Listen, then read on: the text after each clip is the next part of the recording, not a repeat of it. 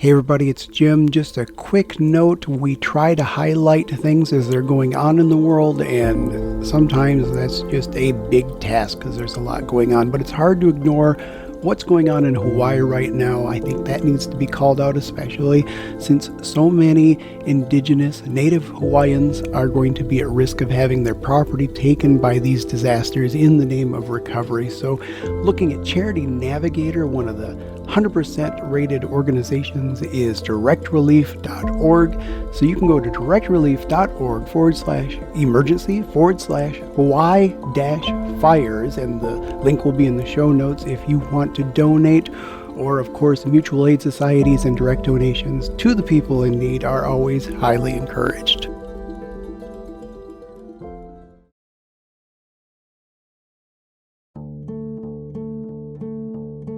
Imagine yourself under a starry sky, around the warm glow of a sacred fire, where speakers gather to share their wisdom and insights. Creating a sacred space where all are welcome to warm their hands, here are your hosts, Caitlin Stormbreaker, Saranth Odinson, and Jim Two Snakes, discuss spirituality, mythology, animism, and culture around a virtual sacred fire. Welcome. Welcome. Welcome. Welcome. Welcome. Welcome. Welcome. Won't you join us around Grandfather Fire?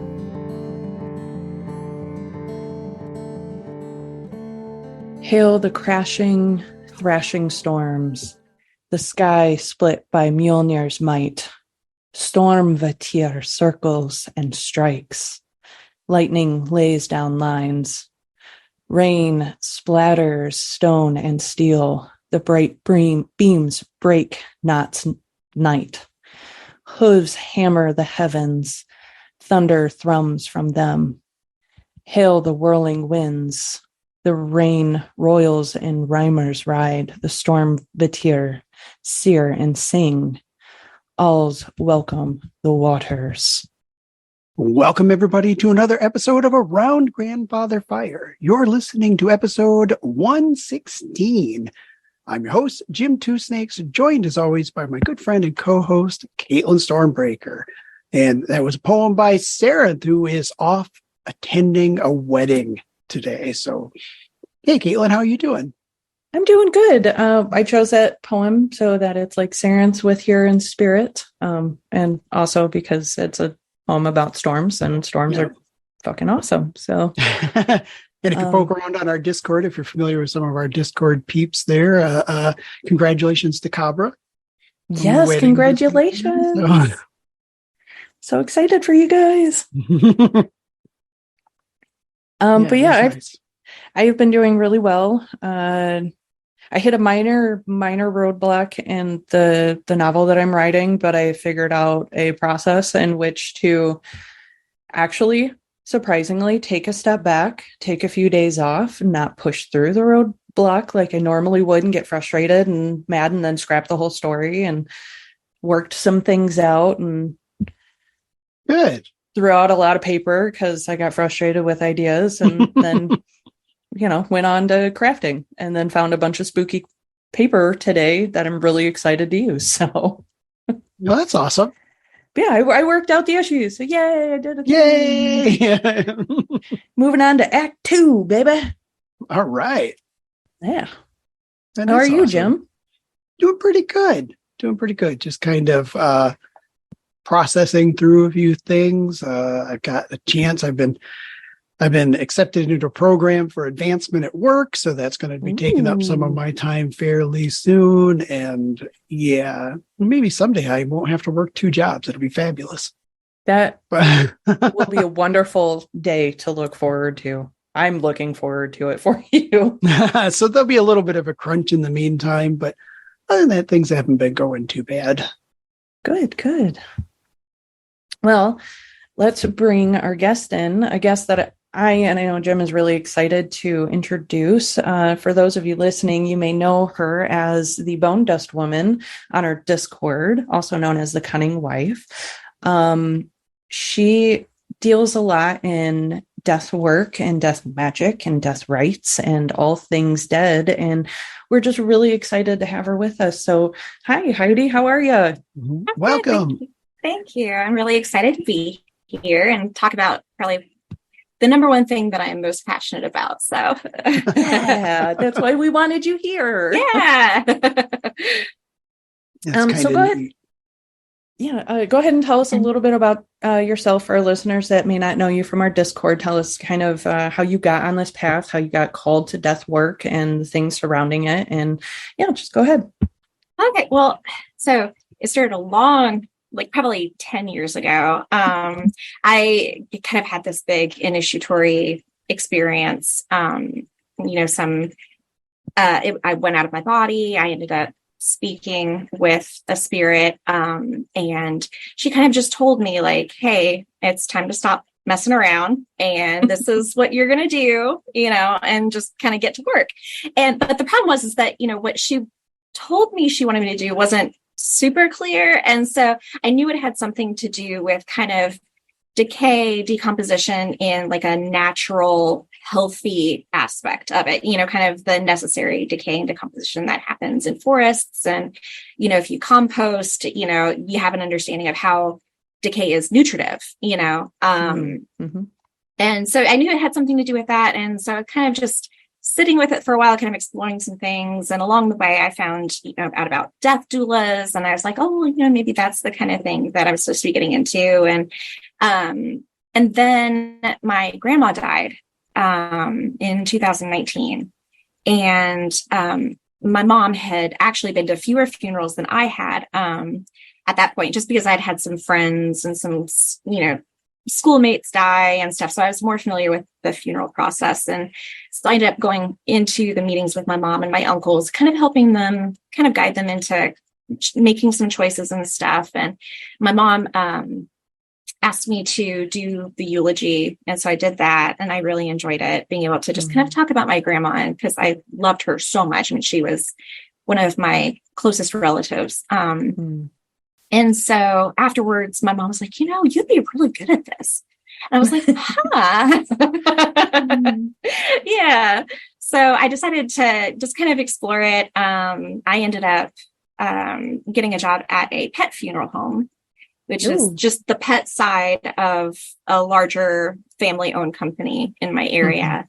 So I started doing that, and it was mostly just deliveries, picking up pets from homes and from vet clinics and meeting with families to make decisions. And then I became a cremationist. And so I was cremating pets, which was sometimes it could be hard. A lot of times if it's, with people, if pets have lived a full life, they've been cared for, this is kind of the natural progression. You can be there for people as they're experiencing grief, but there's a kind of peace with it that you don't have so much with, more traumatic deaths and that kind of thing. So, right.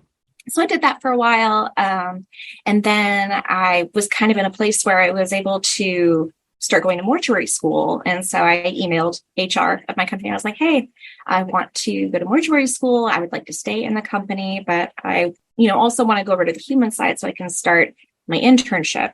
Because in my state, you have to have 2,000 hours of experience, doing embalming, doing funerals and that kind of thing. So I kind of wanted to do that alongside school so that I could kind of finish both of those things at the same time and emerge a funeral director, Right. So I did that, and I started working on the human side, and I've been doing that since the beginning of June. Wow. So pretty recently, actually. Yes. Yeah. I'm really glad to hear that the company was open and willing to allow you to do that. But when I was in high school, I actually wanted to pursue mortuary science as well.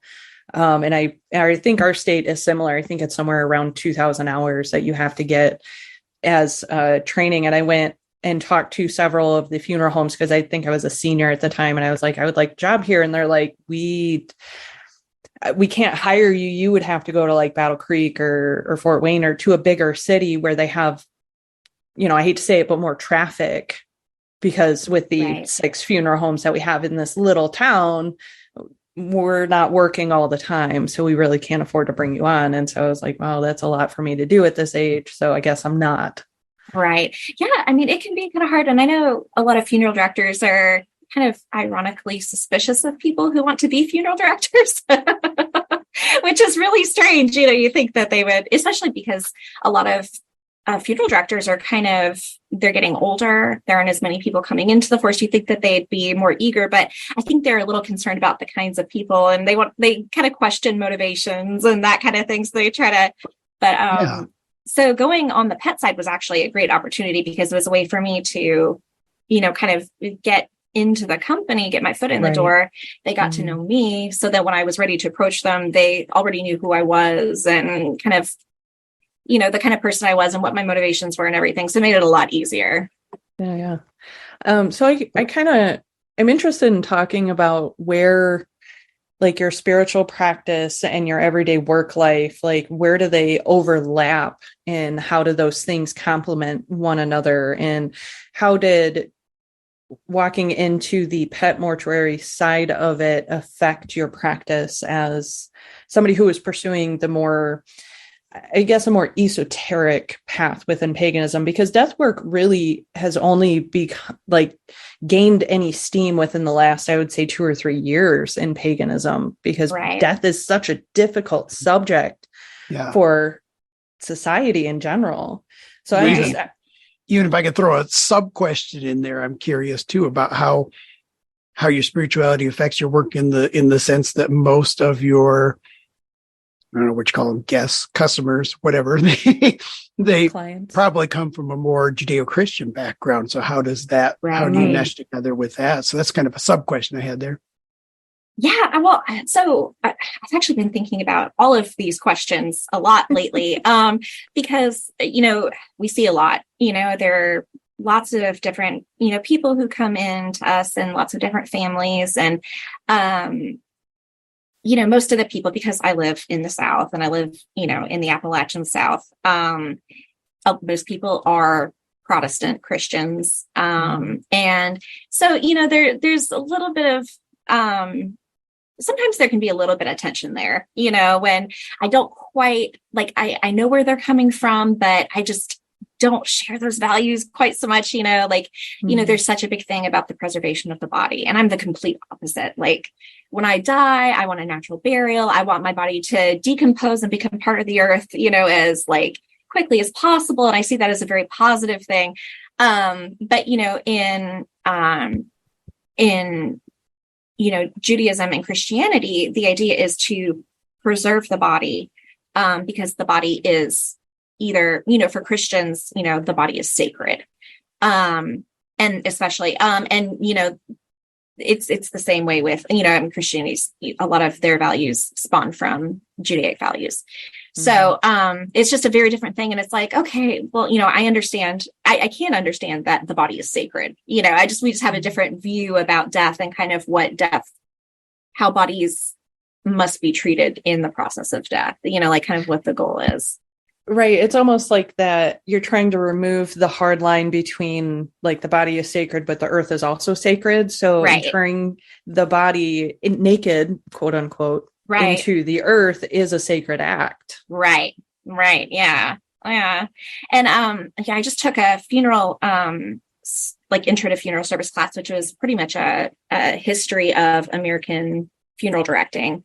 And it went all the way back to embalming practices of the Egyptians, where, their value was very much to preserve the body, because there's this circle of fulfillment where, the spirit makes a 3,000-year journey to the sun and then back. And as long as the body is intact, then their life can begin again, and so, the spirit needs to have a body to return to. And so I think that informed a lot of Mediterranean practices as well and views of death. So yeah, it's really interesting just to kind of explore, where we share some values and where we don't. But overall, I see my job as giving the death piece, and honoring their values and their goals for the afterlife, and kind of making sure that, they're treated in a way that they feel like they can move on in peace and go where they need to go. And then also to provide the living with some sort of relief, and release and satisfaction in the funeral process. Because, all funerals are rituals, and there's this liberation. And, a lot of people can come away from funerals feeling better about death because they feel like they've done the best that they could for, their loved one who's died, And so I think that's, I really keep the focus on that as far as, when I work with families and, we have different philosophical views about death, Yeah. But, there's some cases, especially since I've been on the human side of the business, there was this child who died of violent death. And I'm a mom, so that was really hard for me because, I in a sense, I'm not just a mom to my two kids, but I'm kind of a mom for everybody, And so it just kills me that this child could not be protected, in the way that children should be protected, and so that's been really, really hard for me, and it's been weighing on me. And I wanted to do something for him. That I couldn't do something for him in life. I wanted to do something for him now that he's passed on, because, for me, the way that someone dies has a huge impact on their ability to, kind of find their afterlife, find peace with being dead. And it's hard for families too, they're having to, and it's hard for them to let go. And I think that can influence, how a recently deceased spirit feels about moving on. So I was like, well, his family is probably, I kind of looked and saw kind of what their plans were for the funeral and everything. I was like, well, they're Christian. I don't want to overstep anything. I want to honor the religion that he grew up in, that, he, as far as I know, probably shared, at least to some extent, as a little kid. And so I was like, well, I'll pray to my psychopomp gods just to say hey, please help him get where he needs to go, give him space to feel however he feels and also provide him a path forward, comfort the family in this time. And then, also I, plan on praying to the Christian God, being please accept him, which is really strange for me because I haven't prayed to the Christian God in a very long time, and that's not my thing, but it feels appropriate in this sense, as I believe that, really all gods exist, and so the Christian God included, just he's not my God. So, but being able to say this is someone who loves you, who's been raised to love you, and the people who are mourning him love you, take him if you will. And then I also thought, well, if what if he hasn't been baptized, that might be a thing in some Christian sects, or if they're Presbyterian, he may not be one of the elect, and so it's okay, well, if the Christian God will not accept him, who would I like him to go to? And, so kind of also praying hey, if this child is not accepted into heaven for whatever reason, please look after this child for me, I absolutely love that approach because you are not taking away from the beliefs that the person has, but you're also offering them an alternative place to go in death instead of just leaving them in that kind of in-between purgatory world. That's absolutely beautiful, and I love it. And I can imagine how difficult it would be to have someone so young on the table before you. And I'm sure that part of your practice, because this took me a long time to kind of get around to and accept, but part of my death work is actively allowing myself to mourn the loss, because a lot of our teachings in this world is, hide your sadness, hide your loneliness, hide your grief, because those are ugly emotions and nobody wants to feel them. But how terrible is that we don't kind of dance and sing through these emotions, because that is like, and what it was explained to me by a friend of mine was that our grief is all the unspent love that we had for this person leaving our body and going with them to the other side. And so I was like, oh, that makes total sense. And yeah, absolutely. Yeah. And actually, I had a neighbor who died of breast cancer, and my oldest kid, my son, knew her pretty well. Like, you know, he would go to the neighbor's house and play, and she lived in the apartment above. And so he knew her very well. They formed a relationship, and then she died. And I really wanted to, you know, it's hard to see your kids hurt, you know, but at the same time, it's like, you know, you're sad because you loved her, you know, and it's good to love people, you know, like that's part of what makes us human. You know, and so, you know, we shouldn't be afraid of feeling sad for people we've lost, you know, because that just means like we held that much love for them. And so, you know, go ahead and feel it. It's difficult, but go ahead and get it out of you. You know, you're supposed to feel this when you lose someone important to you, you know? Right. But yeah, there's a huge thing in American culture where, and it stems from, as far as I can tell, from Christianity, where it's like, why are you sad? This person's, you know, going to a better place. You should be happy, you know, or at the very least, like apathetic, you know, like, right. But, you know, it's, if we don't feel those feelings, they eat us, you know, they eat at us. And, you know, a lot of people respond by saying like, well, I'm not going to, you know, feel any feelings, you know, like there are some people who came into the pet funeral home saying, I'm never going to adopt another pet again, you know, because they were so afraid of that feeling of mourning, and they just didn't think they could handle it again. And most of them ended up adopting other pets too, you know, because, you know, we're human, we're social beings. We love to love and to be loved, you know? And I think, you know, being able to say like, I'm feeling some very difficult feelings right now. I'm angry that I've lost this person. You know, I'm really sad. I can't enjoy life, you know, being able to say like, okay, this is very normal, but also it's not permanent, you know, like I will always miss this person, you know, or this pet, but I'll reach a point where it doesn't hurt daily quite so badly, you know, and then you can kind of embrace it and say like, okay, you know, this is also temporary, you know, this too shall pass, you know, and then we can, you know, to quote the Bible, you know, but you can embrace it and walk with it and know that, you know, your emotions will change and evolve as you go on too. So.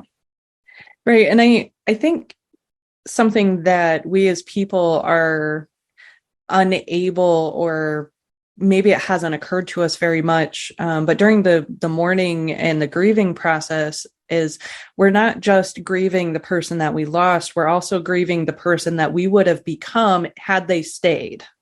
Yeah, absolutely. And I took a psychology class. It was the psychology of death and dying. And part of the class talked about, you know, different developmental stages throughout a person's life, and how that affects their grief and how their grief can affect their development. And, you know, for kind of people in our age range, you know, the kind of three main like big deaths that are, you know, most impactful are, you know, a child, a partner or a close friend, and then a parent, you know, and each of those things represents not only just our relationship with those people, but our development and how we view ourselves in life, you know. So the death of a child is in a way a death of the future, you know, so we're not just losing a child. And you see this a lot with like stillbirths or miscarriages. You're not just grieving the loss of this baby that you never knew, or this child that you didn't get to have for very long, but you're losing the entire future that you'd envisioned, you know, with that person. And then the death of a partner or a very close friend, you're losing a part of yourself in the present. You know, so this person that you counted on being with you, you know, and sharing your daily life with is all of a sudden not there. So you're kind of lost for the present, you know. And then when you lose a parent or a very close grandparent or, you know, a parent figure, you've lost a part of your past, you know, your connection to the past, you know. someone who was there with you in your childhood, and so there's people, when people important to you die, you're not just losing the person itself, you're losing everything that surrounds that person. Right. So I'm actually kind of curious about the class that you just spoke of, and my brain just like deposited the title right in the garbage for some reason. But I would like to hear you talk about it more, because like I know there are different topics of psychology, and like, well, most of us have taken at least one psychology 101 courses because we had to go to it for recommended classes for college if you went.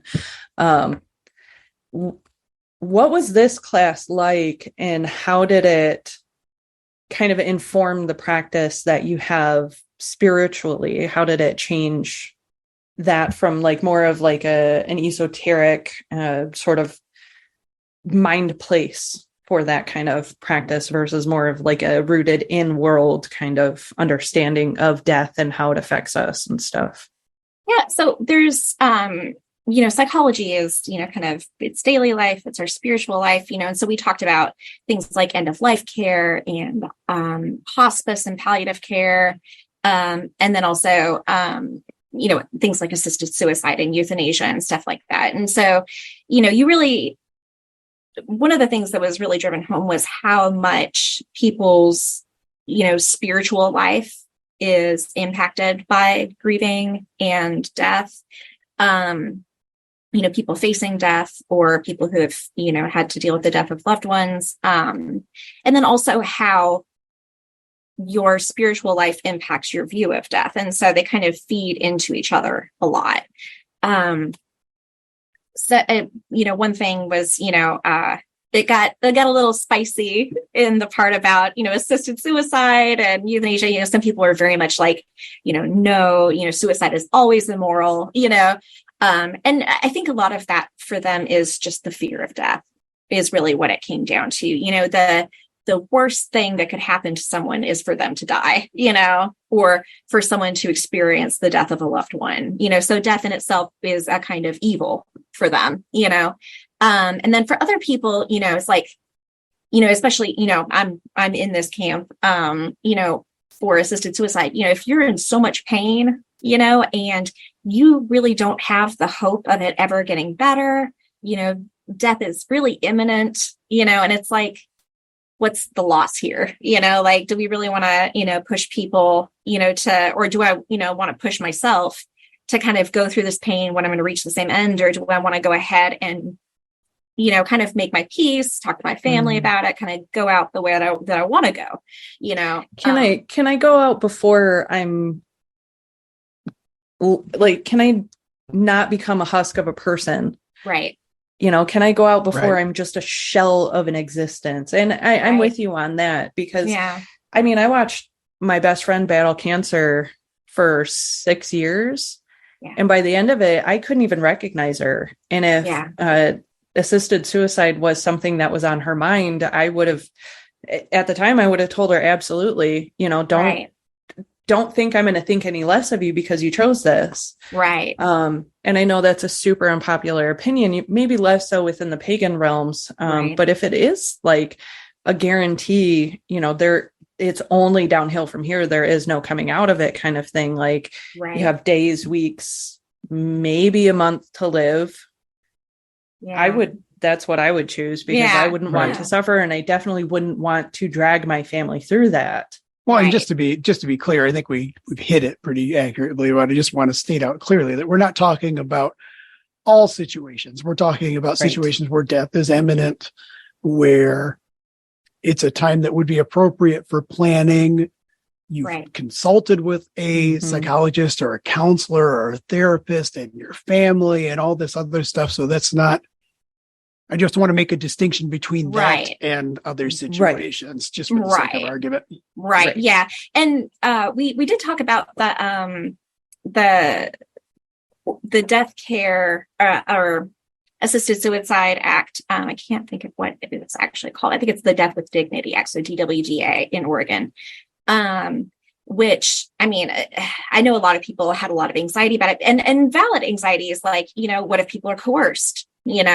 What if, someone decides at one point that they want to die, and then when it comes down to it, they don't want to.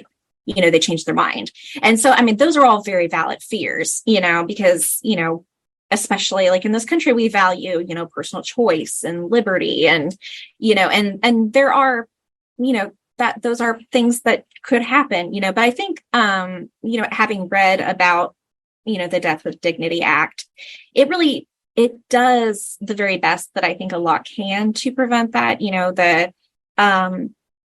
the individual who is dying, needs to request it formally in writing, at 2 separate times, 15 days apart.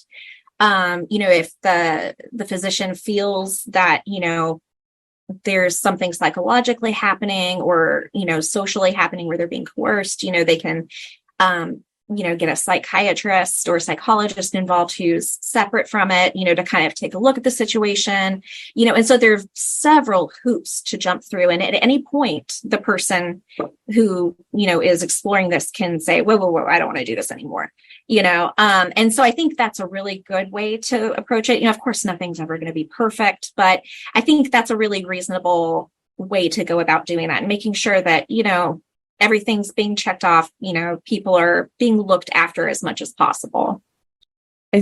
That's you said it very succinctly, and I wish that was something that was more readily accepted across, and maybe it will, in the future when people begin to become more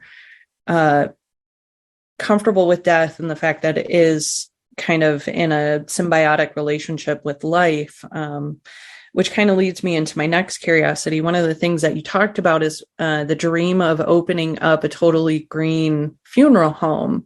Yes. And we kind of talked about it a little bit before the show, I think, and maybe a little bit after we started in on the episode. But I want to hear your vision for what this funeral home would look like, what practices would be there, what would happen with the dead, and what kind of choices are out there for a more green burial for people that are currently offered through funeral homes. Because I know a lot of funeral homes have those choices, but they often, because I know some of them are a little shady, let's be honest, a funeral home is a business of death, but right, they'll push the more expensive choices versus... It's important to look at this stuff ahead of time, because a lot of people don't have a will or end of life care plan in place, and you should. Yes, and a lot of this no stuff matter you your should age. exactly. Right, A no lot matter of this your stuff you age. should explore and document so your family knows what you want and it's out there in plain writing. So yes, it's important to know absolutely. about these options ahead of time. Mm-hmm. Yeah. So there's natural burial, which is basically, you're not embalmed, you're usually buried right away, just because of the body can start degrading pretty quickly. You're not going to just completely decompose within a couple of hours, but that you can see the body starting to change, quickly, especially without refrigeration and that kind of thing. So usually, there's not a viewing with a natural burial. You can do that. No funeral home is, I don't, as far as I know, no funeral home's allowed to tell you, like, no, you absolutely cannot spend time with your dead relative because they're not embalmed. But they will try to get you to do it pretty quickly. And then they have, refrigeration units available to preserve the body naturally as long as possible. And then there's also like green embalming, which it's embalming fluid that preserves the body for a short amount of time, and then it breaks down much faster than regular embalming fluid. So it's not something that's going to, leach into the soil as much. And then there's also green burial, which is similar to natural burial in that you're not using embalming products, but you're also not using a casket that's going to preserve the body.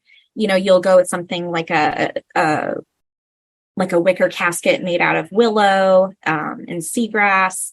And the great thing about, so I'm going to take a little detour here and talk about willow caskets, because I think they're really cool because, you can get hardwood caskets. A lot of, Jewish caskets have no metal, they're completely made of wood. And so that's an option as well for people who want a wooden casket. But the willow caskets are cool because you don't have to harvest the whole tree in order to make the casket. You take the branches and they weave it.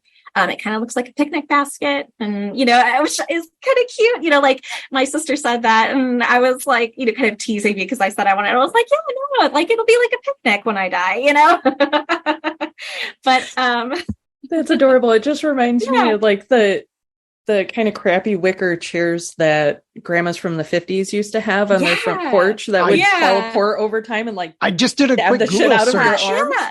I did a Google search and they're actually really beautiful, especially of the photos where they have flowers and stuff on it. It does. It looks like a very, picnic for a death god. Imagine having like a Lord of the Rings themed funeral with one of those. That would be so cool. That would be really, really cool. Absolutely. Yeah. But yeah, so like the wicker caskets are so cool for that reason. And then, they're not sealed super tightly, the air gets in. And so it helps with the decomposition process. And before I actually even joined the company that I was working for, I was talking to this guy that works at a local cemetery. And they had a whole display thing about like green burial options that they were offering. And he said that for green burials, people aren't actually buried 6 feet in the ground. They're actually buried like 3.5 to 4 feet because that's where the bacteria are that help with the decomposition process. So it's a way of interment that speeds up, or not speeds up, but doesn't prevent the decomposition process, which I think is really interesting. And some people are put off by that. But I think it's really beautiful because then you are nourishing the earth that you're going into. You're giving, we as humans, as living beings, we take so much from the earth and from, all of the other spirits around us, and so when we die, if we can give our bodies back to it and feed that, then I think it's a really beautiful legacy, that, and it's actually not, I was looking at my, the general price list at my funeral home. And if you do a direct burial with, a wicker casket, which is actually one of the cheaper caskets, not the cheapest, but it's one of the cheapest. It's actually like pretty affordable. So, which is really comforting to me because I have this huge issue with, anything green being more expensive for absolutely no reason at all, except that it's viewed as this luxury, which it shouldn't be, right. That should be the cheapest option. Right. Absolutely. Because you're not having to pay for embalming. You're not, you may not be paying for a visitation. You're a lot of the stuff that, adds to the cost of the funeral home, for a funeral home to do a funeral, it's kind of taken back, because it's simpler, but it can also be very beautiful and very poetic, Yeah. I actually kind of feel a little bit bad for my family when I die because I've been to more funerals in my life than I think I have ever wanted to go to. Yeah.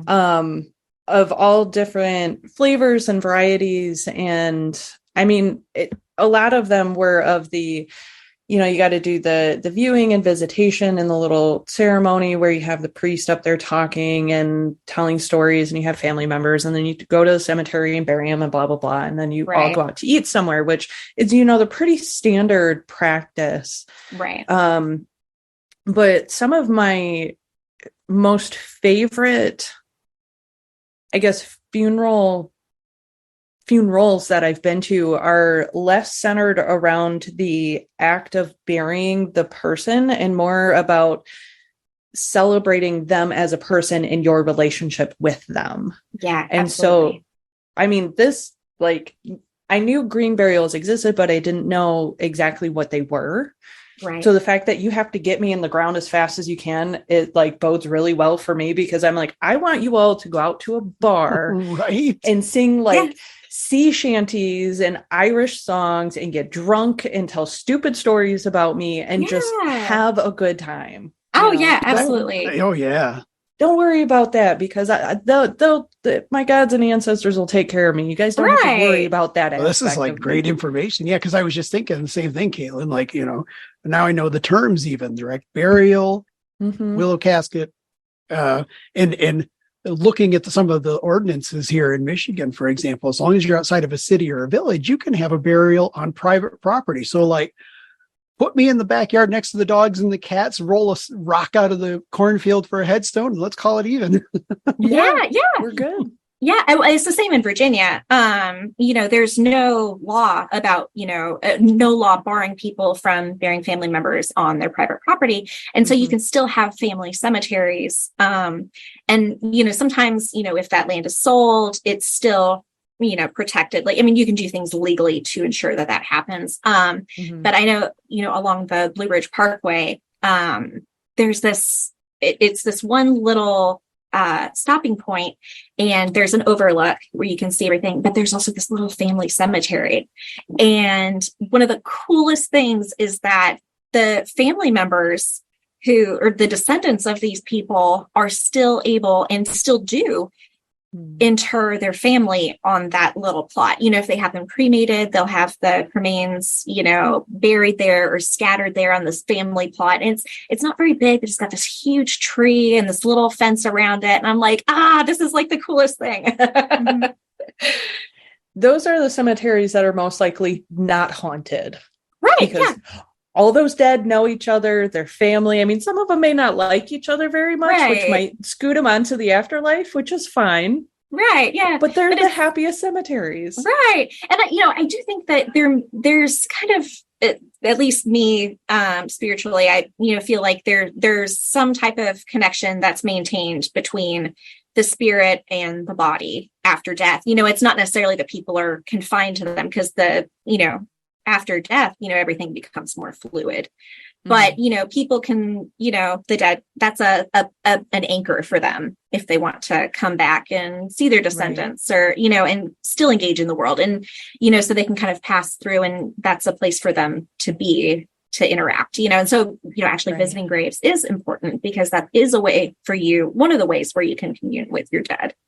I mean, across many cultures around the world, there are many different beliefs that the spirit is still connected to the body after the body dies, where they have like oh my God, I'm going to butcher it so bad. The Day of the Dead in Mexico, where they go and decorate the grave sites and bring them their favorite foods, and they do dancing and songs and, remember their dead in that way. And then you have other cultures that will literally dig up the bodies and dress them in their favorite clothes and set them up in the house or take them dancing. And then, even more like even in the Viking tradition, have the Viking burial mounds, where it is believed that the gateway to hell is through these mounds. And if you want to talk to that particular spirit, you have to go to the grave to talk to them. Right. Which is where the Uriseta sitting out tradition, really comes from. Yeah.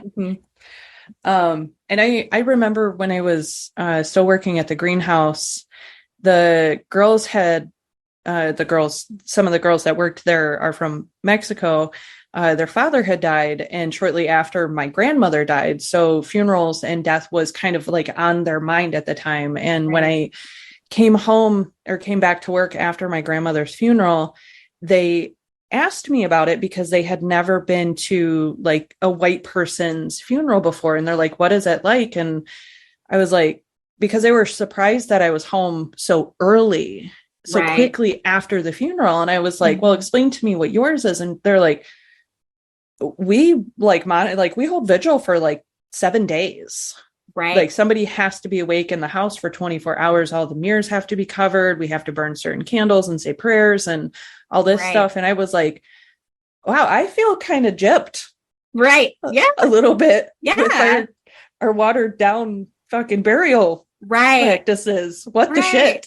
Right. And I actually was reading my the president of my company's blog on our website, and he was talking about that too, because there would even among like white Southern Baptists, there would be a wake where someone would stay awake with the dead for at least overnight, but maybe up to 3 days, where you're sitting with the dead, you're spending time with them. It gives you a chance to grieve. But now so many funerals that I've done, people will have the family and friends visitation an hour before the service, and then they go to the graveside, and then it's all done in like a day. And it's like, and he pointed out, it's like, this has got to be exhausting, because you're doing all that, you're meeting with people an hour before the service, and then you're going through the service, and then you go to the gravesite, and then you might have a reception afterwards. Like, that's a long, heavy day to be talking. A lot of American funerals too. You don't even watch the body or the casket even be put in the ground. The service is done, and everybody gets in their cars, and you go to the reception or something afterwards. That's it. Yeah. Some people will request to stay to watch, the casket lowered into the ground and the dirt start to be covered, but it's very, very, very uncommon, and usually it's just, the crew that works on the cemetery and, the hearse driver that watches it, happen. What's funny to me is when you're talking about the sitting, you and Caitlin talking about the sitting, most people don't realize if you got a larger, older house that has a sitting room, guess what that was for? Absolutely. Yeah. Yeah. And you guys probably know about Caitlin Dowdy. She's kind of spearheaded the Order of the Good Death and stuff. And she owns Undertaking LA, which is a funeral home. But her big thing is, kind of bringing back at-home funerals, or people having funerals in places where they want to have the funerals instead of just a funeral home, which is fine. I mean, it's a nice place, it's very accommodating. It's easy to get the casket in and out and stuff like that. So there's nothing wrong with using those if you want to. But if you wanted to have it at home and make it more intimate, then, you should be able to do that. And so I really appreciate her commitment to that, to trying to bring that back in. Because, she's gotten a lot of pushback from other funeral directors across the country because they kind of see that as kind of cutting into their profit margins a little bit. But, even in the Victorian period, when people had funerals at home, I mean, funeral directors were still there. They were still helping with the funerals. They were just, providing chairs. They were helping to set up, providing, decorations and stuff. So there's still a place for funeral directors. The job isn't going to go away, because people are always going to need help with the whole funeral process because it's a huge thing, Right. And I actually do want to interject a little bit because a lot of people see funeral directors as just a provider of decorations and chairs and a casket and a place to bury and a building to do these things in. But what you don't understand is, as someone who maybe hasn't experienced a lot of death or hasn't experienced somebody very close to you who died that requires you to then go and set this stuff up, they also become sort of a shoulder to lean on, someone to talk to, someone who not necessarily a therapist or a counselor, but they're like the first step through the door of go ahead and grieve here in my office. You're going to sit there and hold space for these families while they sit and sob over flowers. And you have really no idea why they're crying so hard over the color of flowers. But you get to experience that with them and help them through that process. And so it kind of makes me mad at these other funeral directors. You're kind of cheapening yourself. Right. By being mad at Caitlin Doty for presenting this as a choice for her clients. Absolutely. I mean, because we do have, a social role where we can provide support to people because, we're kind of the rare few who aren't afraid of death and we deal with it all the time, so grief, we can handle it, trauma, we've seen it, it's, so we're kind of in an ideal because, we're kind of the ideal people to step in when, sometimes people don't have that, their families don't, emote very well, especially about, more difficult feelings. And so they can come into our offices and they can pour their hearts out and we're there to listen. And we're there to say okay, well, it sounds like this was important to you. Let's find a way to make this difficult experience meaningful to you. Let's find a way to turn this ritual into something that is cleansing and healing, and not just kind of a rote process that you go through when someone dies and then you're left on your own, And we do have a process at my job where, we check in with families even, we'll come to their house, be like, hey, how are you doing? Even after, even if it's been like a year since the funeral, we'll call and be like, hey, how are you doing? Do you need anything?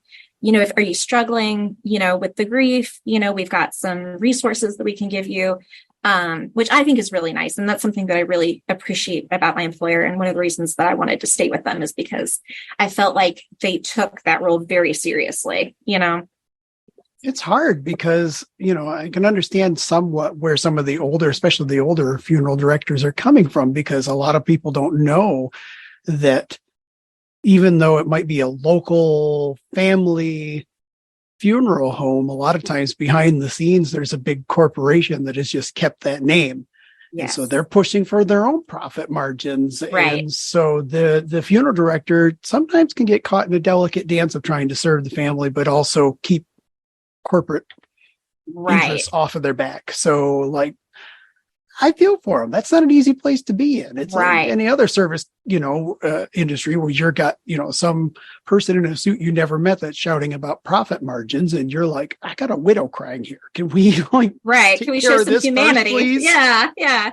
And that's, my company is a little unique because it started in 1866. So it's a really old firm, but the same family has owned it and they've never sold to a corporation. So it's, the president of the company has the same last name as the first guy who started it, and so there's, he's very invested in the company, but he's also he knows, just because his family has been in the business for so long, like what our values really are, and kind of what our purpose really is. Whereas, a company, like I think the oldest, existing funeral home in the country is actually in Williamsburg, Virginia. And when I found that out, I was so excited. And I told my manager, I was like, I didn't know this. And he's like, yeah, they're owned by a corporate company now. And I was like, no, I was just like, oh no, because it does create this, tension where there can be wonderful funeral directors in, companies that have been purchased by corporate companies. But when there are 750 funeral homes owned by the same company, there's just something that's lost in it. And certain things have to be done certain ways. And you lose that freedom to kind of serve the family uniquely in ways that you would like to, but you can't unless it's a, family owned, very local funeral home. Yeah. There's no bigger business in life than death. Absolutely. Yeah. Unfortunately. Jim, you were going to say something because I was going to actually take it in a different direction here, but if you wanted to comment. I was going to ask a little bit. We have been talking about the different methods and stuff. And one of the other things that you had mentioned on the Discord was things like hydrolysis, cremation, and a few other things. So besides what everybody's familiar with, what other options are out there? So, yeah. And actually, alkaline hydrolysis cremation is so cool. So the traditional cremation is, it's by fire, the body is burned.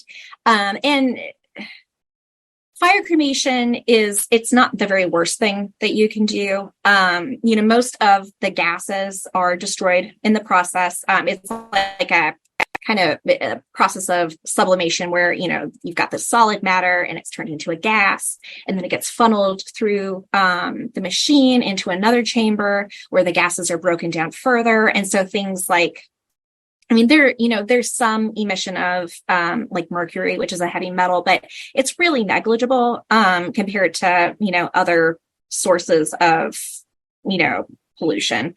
The main gases that are released in cremation, as long as the machine is working like it should, are water vapor, which is perfectly fine, and then carbon dioxide, which is not so fine. It's not the worst thing that you could be putting out there, but it contributes to the carbon in the atmosphere, which is creating the whole. It's a big part of the whole climate change issue. So, it's not ideal, but, it's also the least expensive in a lot of reasons.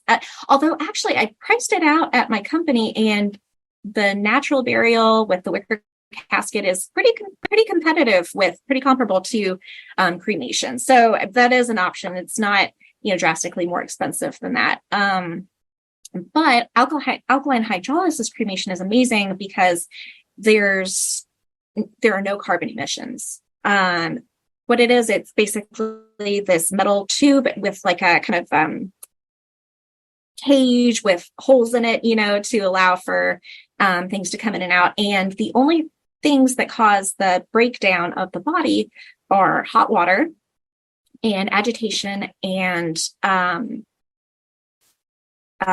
salts, the mineral salts.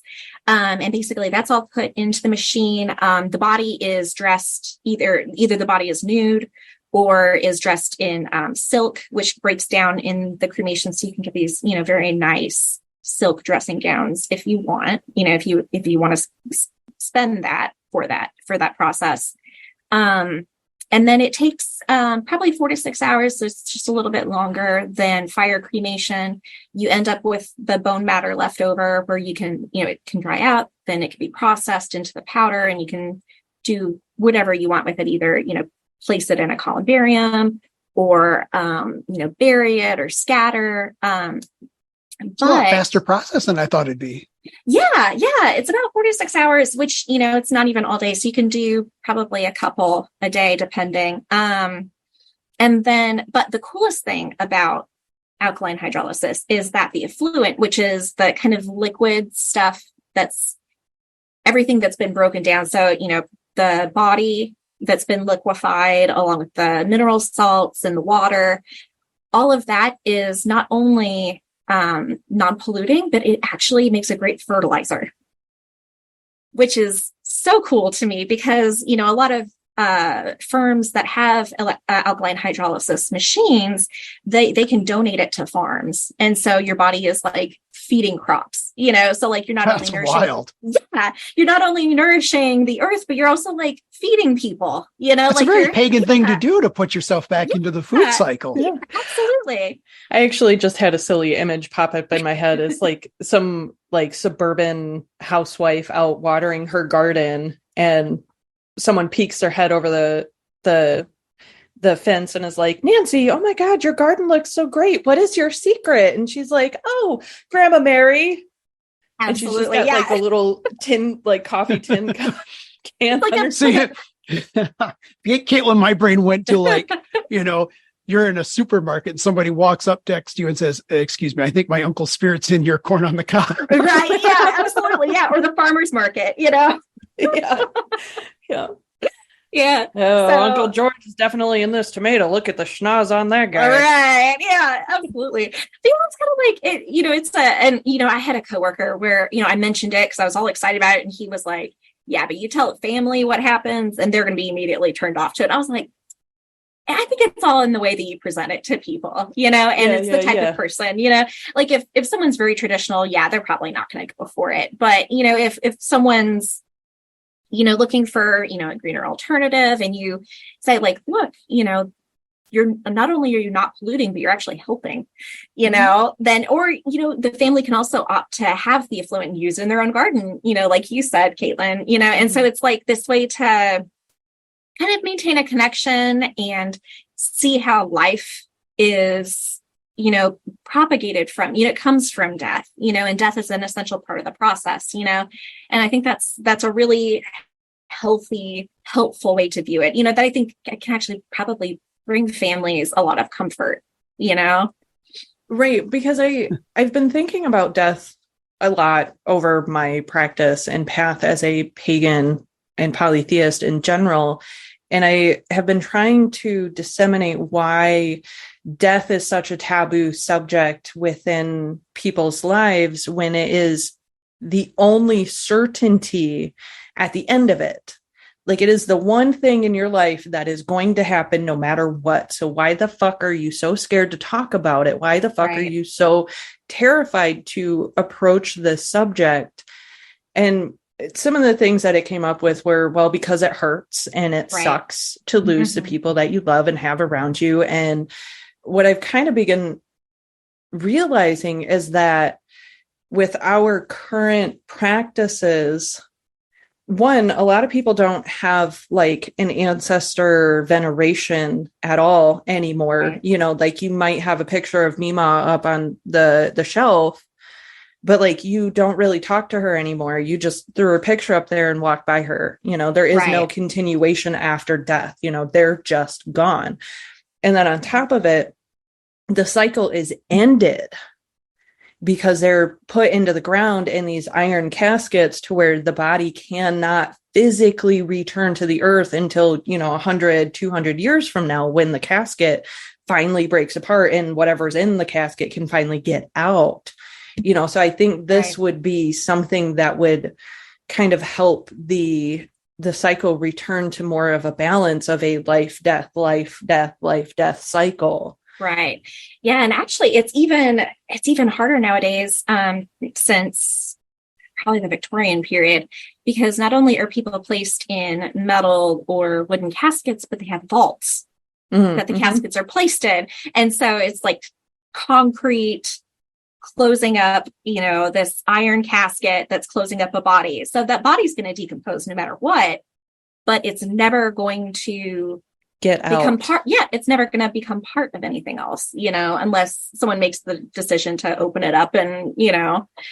Well, I mean, God forbid you got to protect the family jewels that you're never going to see anymore. Right. You know, that $1,000 ring there on Mima's finger, that ain't getting out of there. Right. Right. That'll leave something for future grave robbers and archaeologists. Yeah. Speaking of which, things that we leave with people, that reminded me when my grandpa died.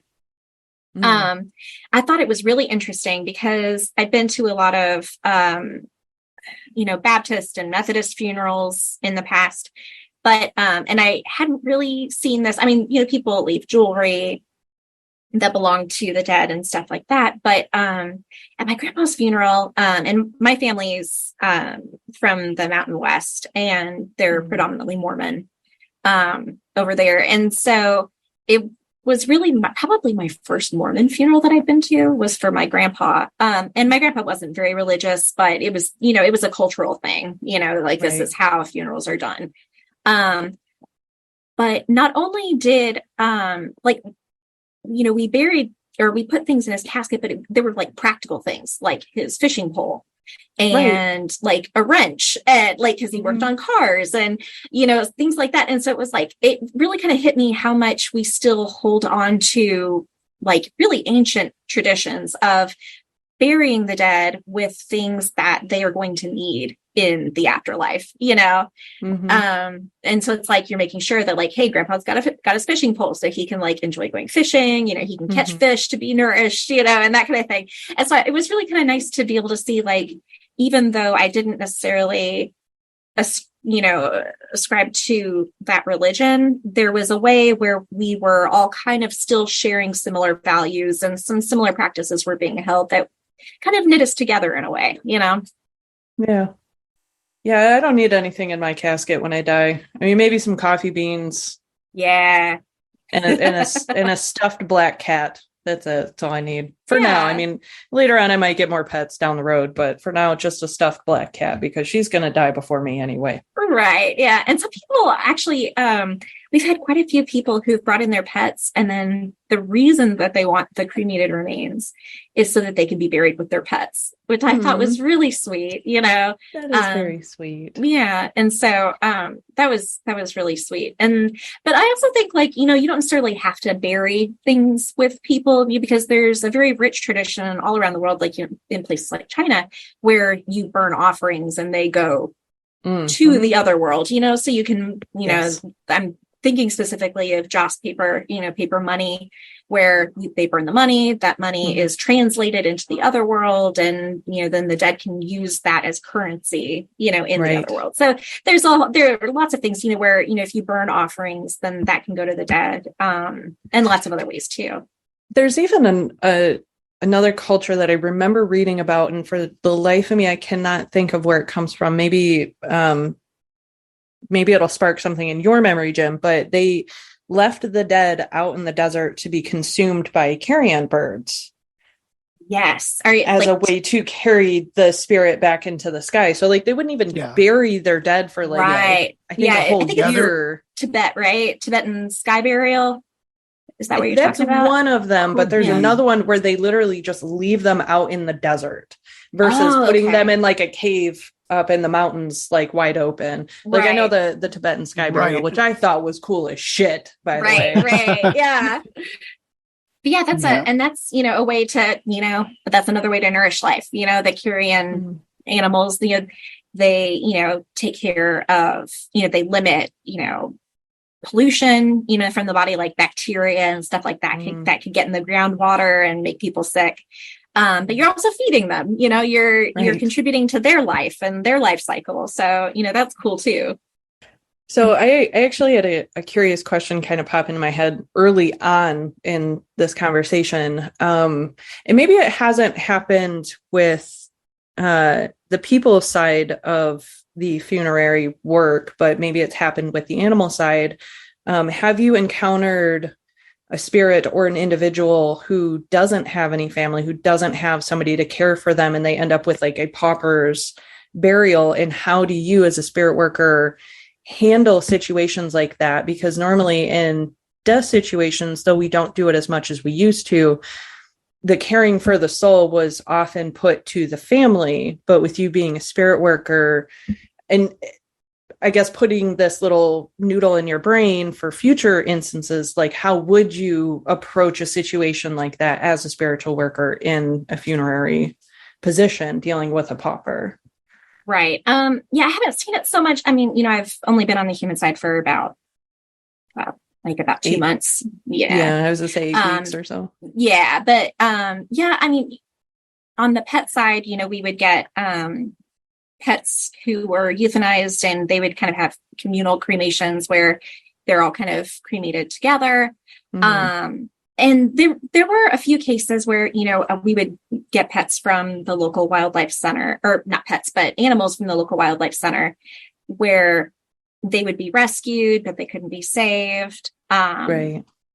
And so, sometimes I'd find things like barbed wire with the remains, and that it's very emotionally difficult for, to see that and just be like, gosh, like that was awful for them, and I'm glad that they went to the wildlife center, and they tried. The people there are very compassionate. They love animals. And so I know that that animal passed away in a place where they were loved and cared for. But it's still very tragic, So I have a kind of death altar where I have some psychopomp gods there, and then I also have some other spirits that I've engaged with in my death practices, and I'll take those things like the barbed wire or little things like that, like D-rings from collars that I found, and I'll just place it on the altar and just say a prayer to say like, hey, if you could watch over these pets for me, and make sure that, they go on to, something else, take care of them for me, then that's pretty much how I've coped with it. And that it helps me feel like, okay, I have faith that they're being cared for in some way, better than they were in life, at least, Right. That makes sense. And I'm glad to hear that it's very simplistic and kind of overarching and more broad, like umbrella, like here is this being that was not cared for in life, but can you please somebody care for him or them in death? Right. Yeah. Because I try not to get too specific with it, just because, I'm cautious about presuming, what the spirit wants, or what, the natural process is, because I work with spirits and, I have certain beliefs about death and experiences with spirits that have kind of informed my views about death. But, I'm still alive, and I don't have all the answers. I don't know where everybody's meant to go, or what they're meant to do. And so I try not to be too specific about it because I don't want to presume anything. I'd rather kind of leave it open, just say like, hey, I'm, putting this out there. I trust my gods to, to know what needs to be done, better than I do, to get you to where you need to go. Right. Yeah. And there was one time where there was this little dog that had been abused and had passed away, and it was very awful. it really affected me. Like I really grieved for this little dog. And one afternoon or one night, I can't remember. It was probably a few days after, I just kind of felt this little spirit come up and just kind of like snuggle up against me, you know, and I wasn't sure if it was wishful thinking or what, but, you know, I was like, okay, well, if this is like a valid experience and it's not just wishful thinking, you know, I'm going to embrace it as if it was, you know, and I just kind of held that spirit with me for a little bit, and provided some comfort and, you know, said I was sorry for, you know, for how it died and the, you know, kind of life that it had to live, you know, and that I cared for it and that I hoped, you know, for the best for it in the future. And then I kind of felt it kind of go away. And then that was it. Oh, that's so sweet. Honestly, yes. I've never worked in a funeral home. It's been one of my interests for a large part of my life. I think being on the animal side for me would be much harder than being on the people side, because I would almost be able to like remove myself from what I was doing because I wasn't actually emotionally connected to this individual, but like knowing the animal and like where it came from and its story a little bit, I would be like a sobbing mess every time I had to put one through the cremation cycle. And I'd be like, oh, it is so hard. Like every single day, it was a little difficult to put a pet actually into the machine, you know, into the cremation chamber. Cause it was like, there's always this little thing like, what if it's not actually dead? You know, like, you know, like I actually had a dream about that one night where like, I put a pet in there and then it woke up and I was like, outside to like get it out. So I was like, this is clearly like a preoccupying thing. But I mean, obviously they've been with us for, you know, a day or two. They're obviously, you know, they've got rigor mortis, you know, it's kind of this unfounded fear. But yeah, it is difficult, especially like I would get these beautiful animals. Like I had this one, I think it was a Balinese cat, seal point, just this gorgeous gray brown fur. And I was like, oh, you're such a beautiful creature. I don't want you to be burned, you know? Right. Yeah.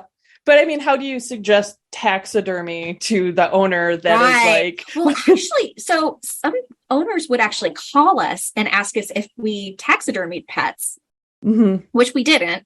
And actually, you know, Virginia law prohibits the, you know, taxidermy of companion animals for some reason.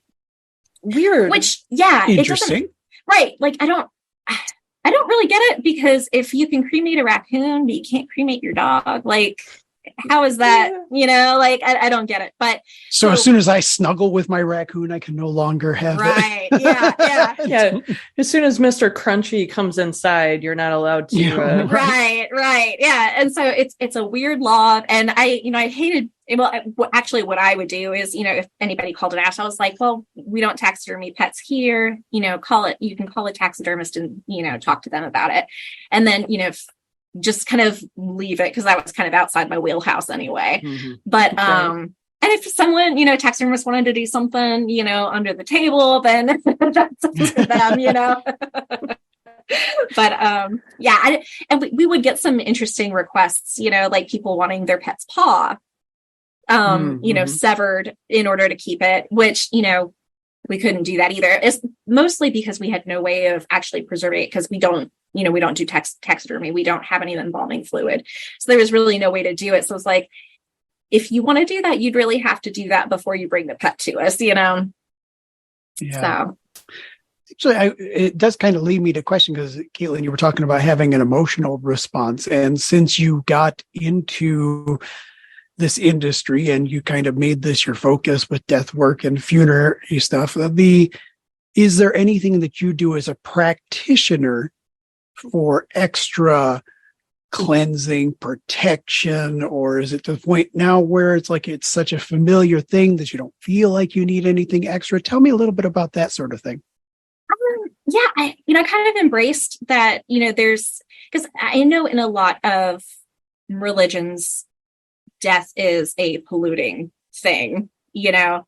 And so, you know, people who are grieving or mourning, they can't, go to temple, or they, can't participate in certain activities because they're kind of in this spiritually polluted thing. And I was thinking about that and like, where does that leave me? But I, as I was thinking, I was like, I realized all of the gods that I worship and the spirits that I interact with are, involved in death in some way, or who don't necessarily view death as a polluting thing or grief as a polluting thing.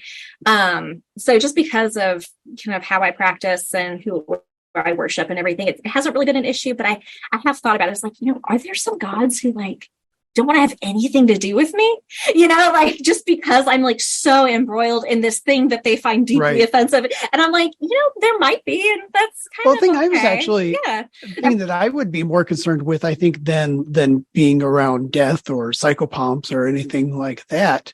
From a very practical standpoint, I would worry about picking up too much heavy energy from those people who are in mourning. I don't want to take their grief home with me necessarily. I don't want to be cold at the same point in time. I don't need to take this home with me. Right. And honestly, that, I have found that, if I just do the kinds of things that I've always done when dealing with difficult emotions, things like exercise, which as I got COVID in January 2022, I've been chronically ill ever since then. So I actually have not been able to exercise really ever since then. It makes me feel like I get sick. So I don't do that as much anymore, but things like meditation, just kind of like unleashing those feelings, that heaviness, that weight, that works. Talking to people about it, talking to my coworkers, if there's something really difficult, like, when I talked about that little boy earlier, I was kind of talking to my coworkers like, man, this is really hard for me because, my instinct is to want to protect him, but he wasn't protected, and so things like that, talking to coworkers, talking to Mark, my fiance, about it. I try, I kind of pick and choose who I feel like I can talk to about certain things, just because I don't want to put something too heavy on people who aren't prepared or aren't able to cope with it in the way that I am, like if I'm having a hard time with it, it's probably pretty heavy, So, if I feel like I can't talk to anybody about it, I just I'll pray about it. I'll, write it out in a journal. Or, I'll do rituals where, it's like, okay, I can't take care of this little boy in life, but maybe I could do things for him in death, and so I'll make offerings to him, and make prayers to my gods to take care of him, or make prayers to his God to take care of him. And that's a kind of way of coping with it and healing my own grief that I have as a death care professional, which I think is also not something that's talked about a whole lot. And the suicide rate of people in the death care profession is pretty high. I think because we just see so much, and historically there hasn't been a whole lot to help us cope with it. Things like that, it's just, trying to be aware of it and acknowledge that I am also grieving, for certain pets or certain people. And just kind of think, kind of using the skills that I've learned to do that. I find that helps a lot. It's not immediate, because grief is a process. It's not something that you can just wash off in the shower real quick, but it is, as long as I, do some self-care, and, not just bubble baths and candlelight types of self-care, but genuine self-care where I'm, attending to my needs as my emotional and psychological needs, then I'm able to kind of kind of rediscover my balance and keep going. That's good advice, actually. Very practical. Yeah. And that's a big thing for me is I'm a very practical person, even spiritually, so yeah. So, and I mean, I think being that way, it's, it's very grounding, kind of finding practical things that kind of keeps you rooted to the ground and builds this inner strength so that, when, more supernatural things or extra natural things do happen, you've got a frame of reference to kind of still maintain your equilibrium. So it's almost like your cleansing and shielding and care for yourself comes out through the work that you do for these individuals, as well as kind of going to your altars and talking with your gods and spirits that help you to do this work. And that, I think that's beautiful. I think that's something a lot of maybe the wider pagan world is kind of missing, is that through line from their life into their spiritual life, and how there is no hard and fast line between it. Right. Yeah. And I'm a very action oriented individual. If something happens, it's like, okay, well, what can I do about it? And so it's like, if I can find something to do about it, even if it's a small thing, a thing that, maybe doesn't matter to anybody else, but it's me making a tangible difference in some way, then that's very helpful to me, spiritually and psychologically. Right. So sticking with the nature of being practical, let me ask this question. We already touched on it briefly, but end of life care and having your documents ordered, but especially for polytheists and pagans or their family members, not only for yourself, but like other members in your family, any practical considerations on how to get ready? What should you have in order? What should you have talked about? What sort of practical stuff is there that might help people, especially of a pagan or polytheistic bent? Because there's going to be some conflict probably in there. If you've got a very Christian family, for example, they might not, unless you're very specific about what your wish is, they might not know. So right. Yeah. So there are a couple of things that can be done. I mean, first of all, I think it's very important to talk to your family members, and have conversations with them, find out what they want, let them know what you want, kind of open that dialogue so that everybody kind of understands what to expect and can kind of be practically and, emotionally prepared for that happening, kind of open up the subject of death with the people around you so that, it doesn't take people by surprise, and, you can kind of find healing in that too. And then of course, there are things like the living will, and advanced directives, which you can do with, a doctor, or an attorney. There are also things like holographic wills, which is basically someone writing down, without having it, certified or anything or notarized by a professional, that'll still hold up. If you've got your signature on it and you've said, this is what I want, you can still at least do that if nothing else. But then there are resources online where you can set up living wills and advanced directives and that kind of thing too.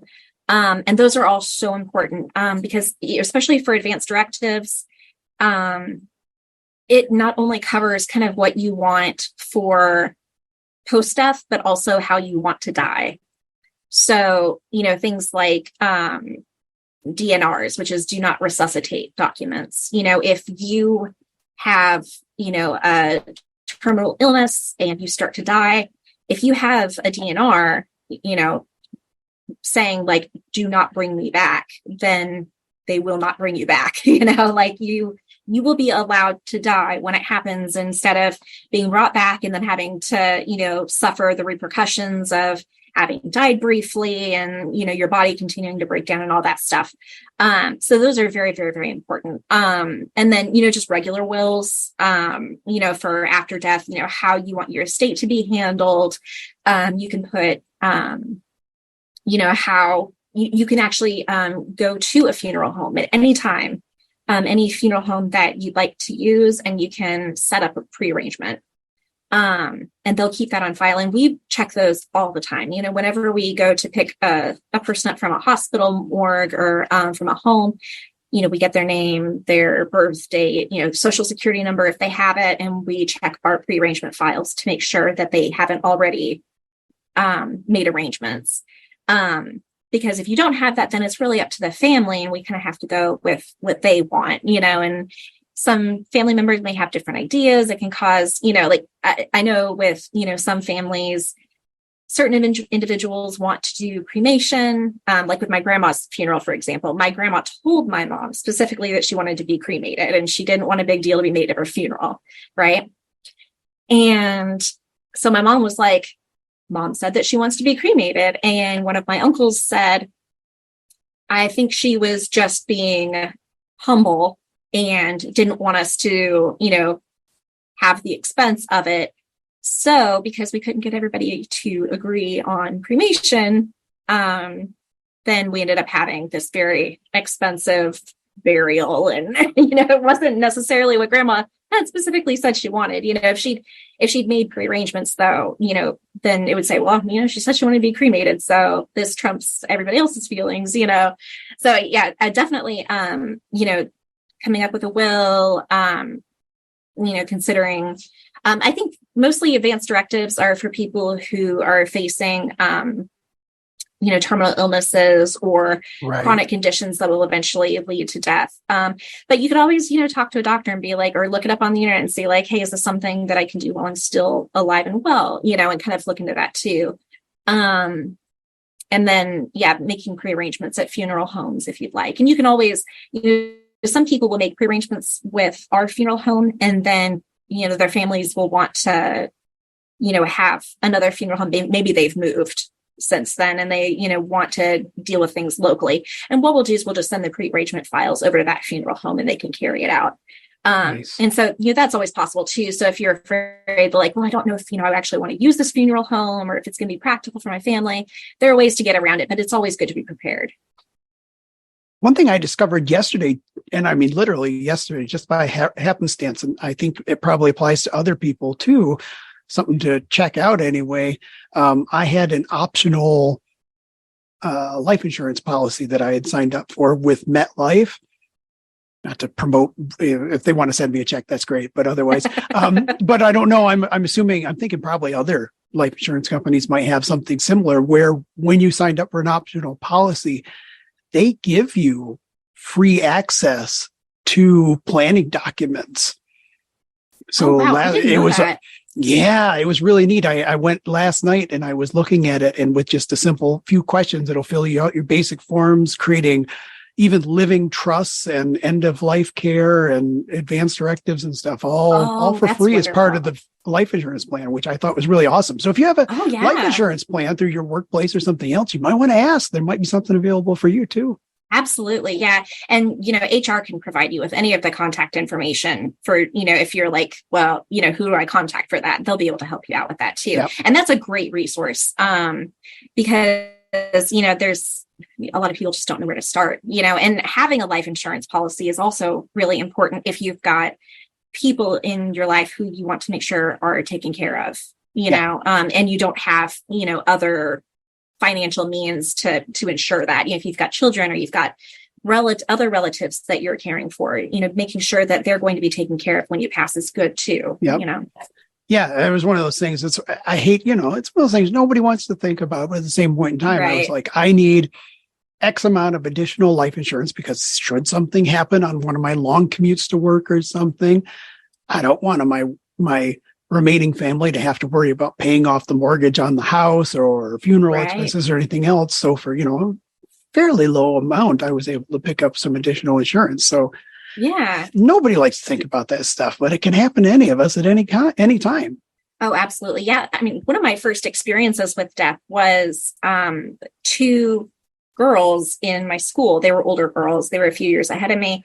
One of them had an illness that she didn't know about. And all of a sudden it just erupted and she died within a few days and everybody was just completely floored by it. And then three of her best friends who were kind of dealing with her death, they were trying to do something nice for her family. They went out and got flowers and some other things. They were driving over to her house to drop those things off and he got into a car accident. And one of the girls died. And another one was paralyzed, which was awful because she was a ballet dancer. So that whole future for her was pretty much over. And then the other girl was fortunate in that she had a concussion and some cuts and bruises, but otherwise she was fine. But she also had huge psychological trauma to deal with after that. And so really I'd lost like two schoolmates in like a number of days. And that's when I realized that like death isn't just for old people, like death isn't something that comes with an illness, like it can really happen at any time, and you can never see it coming. And that's when it really like hit me. And I kind of struggled with it because I was pretty young when that happened. I was, an adolescent. But I think that kind of prepared me for, not only just for my career, because now, I think that was part of it. It was like, trying to find ways to make peace with death and finding ways to be helpful to other people who are experiencing it. But it also reminded me like, if death can happen at any time, then every moment is precious, and I've just got to soak up as much of it as I can, because I never know when it's going to, when this life is going to be over, Yeah, absolutely. Absolutely. So many of us, you look at the statistics, so many of us, you just look at traffic accidents alone. Yeah. How many of us commute? Probably quite a lot of us. So, right. Yeah. And if you live in a more populated area, those statistics go up much more because there's more people on the road and more people not paying attention. Right. So one of the very early things that I learned about coping with death, because the first funeral I ever went to was my grandfather's, which I was maybe 4 or 5. And like the weirdest thing is they are some of my earliest memories as a person, because I remember like wanting to run around and play, but none of my aunts and uncles wanted to play. They were all kind of like in their own little worlds and nobody was paying attention to me. And I was very curious about the body and wanted to understand what was going on. And, but my mother had 3 children. I'm the youngest of 3, and my middle brother was actually a twin. And his twin lived for about 1.5 years after he was born, and then died due to complications because of the birth. And he ended up developing cerebral palsy because he rolled over in the womb after Daniel was born and got the umbilical cord, and his air was cut off and everything. So he developed cerebral palsy. And so my mom went through the trauma of losing her baby. And after that happened, she actually took out life insurance plans on all 3 of us kids, and throughout the years paid them off. And then when we turned 18, she was like, "Hey, here you go. I did this for you. Wow.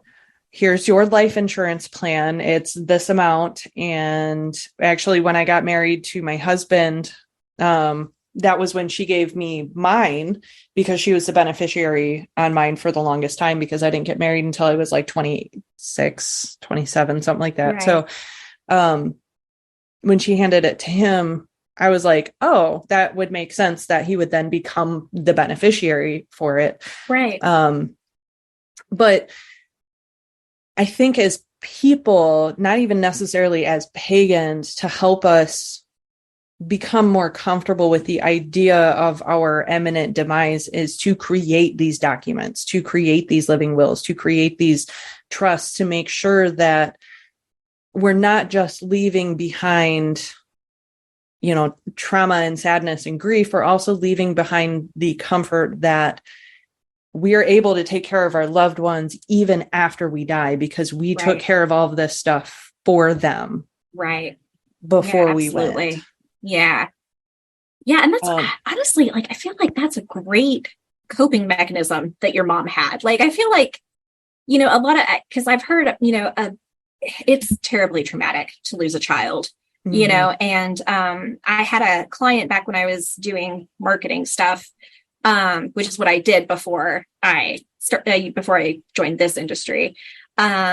And she's an artist. And when she was like 6, her older brother had a brain tumor, and when he died, her parents didn't talk to her about it. They told her that he died, and that was it. They didn't give her any tools. They didn't, give her a therapist. They didn't talk to her about it. They didn't try to help her in any way, because they were so like besieged by pain and trauma and stuff.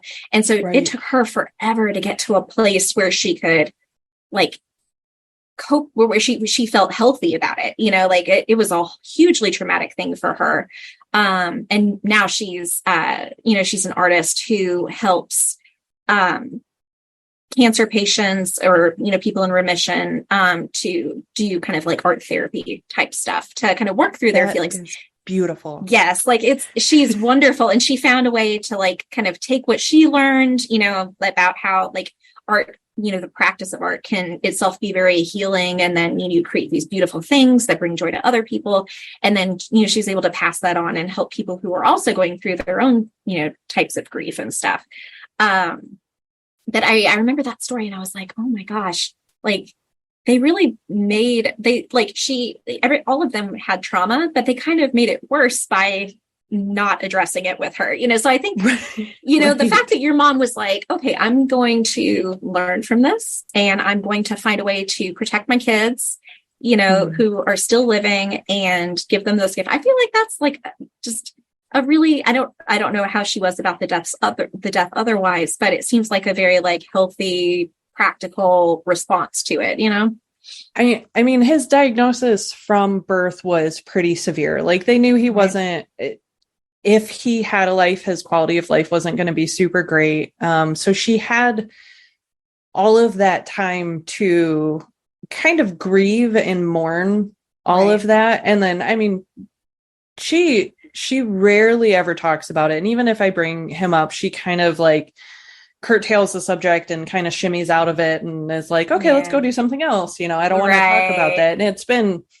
40 some odd years since that's happened, but that doesn't, she found something that gave her something solid to stand on. It gave her something because, and I think for her, because she grew up very impoverished as a child and well into her teenage years.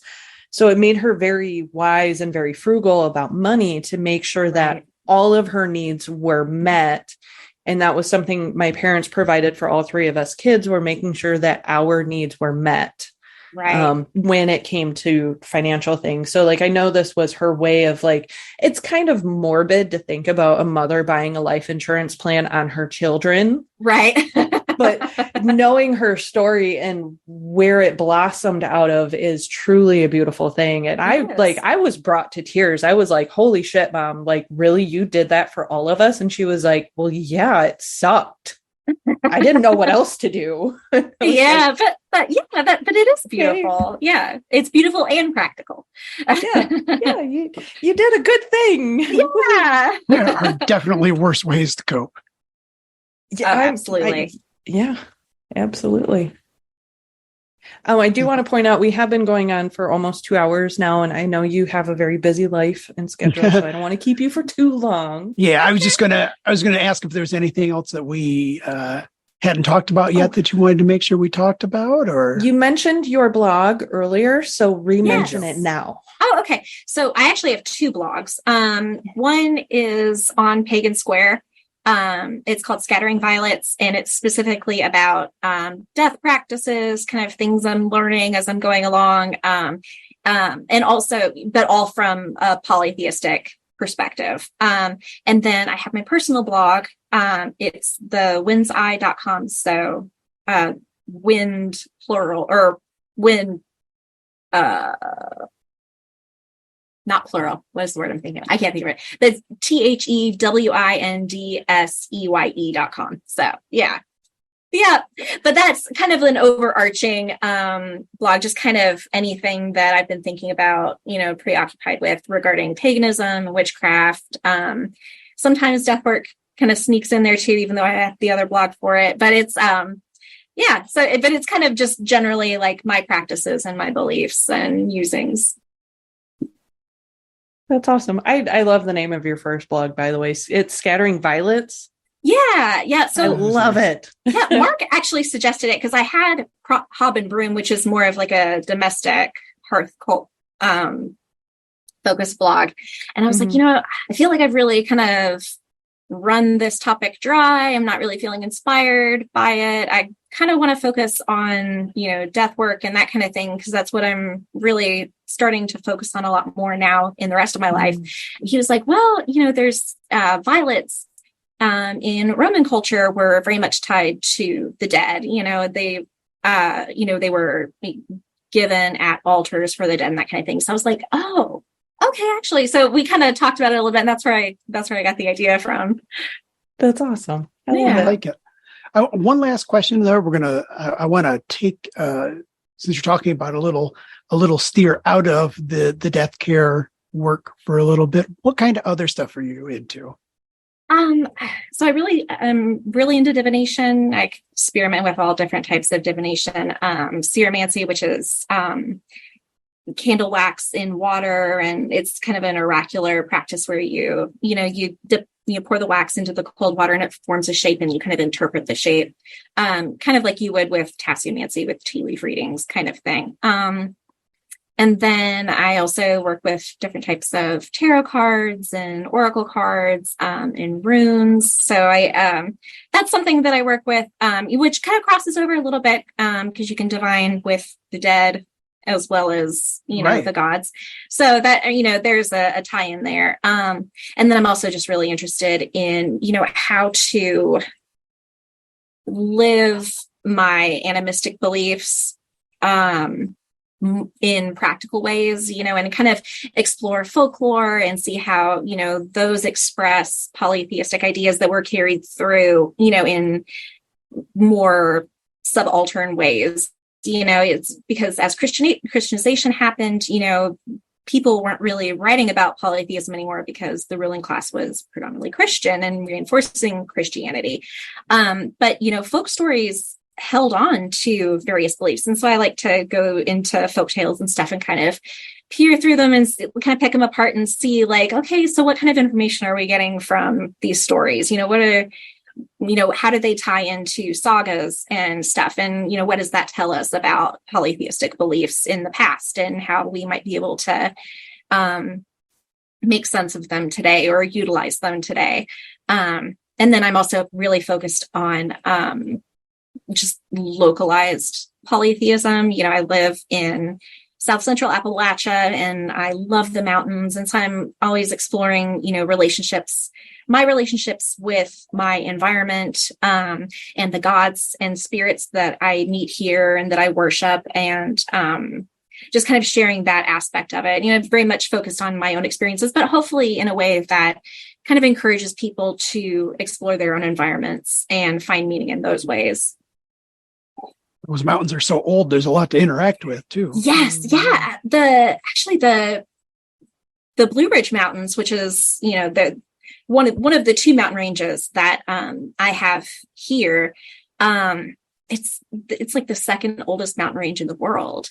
Yeah. The only other ones were, there's a mountain range in Africa that I think is older, and that's it. So it's like, these mountains are older than dinosaurs, they're yes, I love that. Yeah. Because somebody was talking about that. They were like, oh, why does everybody get so freaked out about the Appalachian Mountain Range? Because they're so small. Like, look at those dinky little things. Right. They're no bigger than hills. And somebody was like, dude, back the fuck up. First of all, they're like one of the oldest mountain ranges in the world. And let me explain to you what that means. Like, they're old. They predate dinosaurs. Right. And like some of those, it was before the continental drift too. So they're actually, the continuance of those chains goes into Europe. So yes. Yeah. So their mountain range is split in half. So that's crazy to me. Yeah, I think the Appalachian Mountains are connected to, there's a mountain range in Morocco that was once part of the same mountain system. And then also a mountain range in the Scottish Highlands. So those are it's all one mountain chain that was just separated over time, that's a crazy thought. These mountains here are the same as the mountains over in these other places, That's insane to me. I love the Appalachian Mountains, and I love all the folk tales and the stories that surround the whole chain. And it's so spooky and fun. I love it. Oh yeah. And that's something that I love so much about Appalachian culture is that, I know that especially white Americans struggle so much with a feeling of spiritual continuity, and cultural continuity, because everything became so consumerized. Everything was and blended, and different regions kind of lost their character, they lost their stories, or at least we're starting to. And Appalachia is one of the few places where that culture is still really rich, and it can come out in sometimes negative ways, because being people wanting to hold on to their traditions, they want to hold on to some of the negative, harmful traditions as well. Right. But there's also, there's, like banjos, like bluegrass music is wonderful, and, really like a hybrid of many different cultures. Yeah. I mean, it comes from, African cultures, that came in, and indigenous cultures, and Scots-Irish cultures, and it kind of became its own thing, and there's flat-footing, which is kind of the dance counterpart to bluegrass, which is also informed from all these other cultures. And then, we have all these folk tales that have some similarities to, folk tales in Africa and in, Scotland and Ireland and England. And so you can kind of hear the echoes of these older cultures that it became something new and something fresh, without losing itself, and so you can really, like, studying Appalachian culture is kind of, you study how culture and folklore transforms over time, like in maintaining its roots and its identity, while at the same time still being a living thing that adapts and changes and stays fresh, and vital. Mm-hmm. That's awesome. Thanks. It is. Well, thank you so much for joining us tonight. This has been a really good conversation. I think there's a lot of information that's going to be good for people to hear. Oh, a lot good. of stuff that's really going to help them out. Oh, thanks. Yeah. I am so glad that you agreed to come on, because you have so much knowledge, and I don't know, it's always been a topic that has been so fascinating to me as an individual, and I am like a little bit sad that I had not pursued it, and I still am not. Like, I have officially chosen that I'm not going to pursue that path in this lifetime, maybe at some other point in some other life, some other place, but I'm so grateful for you to have come on here and info dumped all of this wonderful, juicy information for us. And yeah, well, and also, like, you don't necessarily have to be a death doula or a funeral service professional to use this stuff and enrich lives with it. I think whatever path you do take, you can take all of this and, it kind of use it to inform what you are passionate about, what you are committed to doing, whatever your path is. And it kind of all blends together and feeds into each other. It's all important. Yeah. I mean, my spiritual path is very death center, centric. Yeah. I was talking about like the mortuary science of it, like profession. Going into the Yeah. I have my, there's a lot of dead things in my path. Yeah. I didn't put most of them there either. Yeah. But yeah, thank you. I was really excited to be invited to come on, because it's, stuff that I am always excited to talk about. And like I, said earlier before we started, I love the show. And so I was just really excited to be able to be a part of it and talk to you guys and share kind of my perspective on things. Yeah. And I'm glad we're bringing more people out of our community to talk about this, so that there's more familiar names on our shows to people on our Discord and stuff. And which, speaking of our Discord, if you haven't found it yet, please go check out AGF Discord. We have a wonderful community of loving people, just like Bone Dust Woman here, that loves to hang out with us and talk about dead things. Oh yeah. Well, it's such a great resource for just learning about other people and how they do things, and learning there about. Are some real experts on our Discord. It really absolutely. Impresses me all the time. You bring up a topic and you're going to get some information that's really amazing to me. Yeah, there is someone that knows something about something. Yes, all the time. Yeah, and it's just great to read through it and learn from everybody. Mm-hmm. Well, thank you so much for joining us. Thank you, as always, to all of our supporters, our listeners, the people that leave us reviews and ratings, our Patreon supporters, just our wonderful community. We appreciate you so much. And until next time, when we see you around the fire.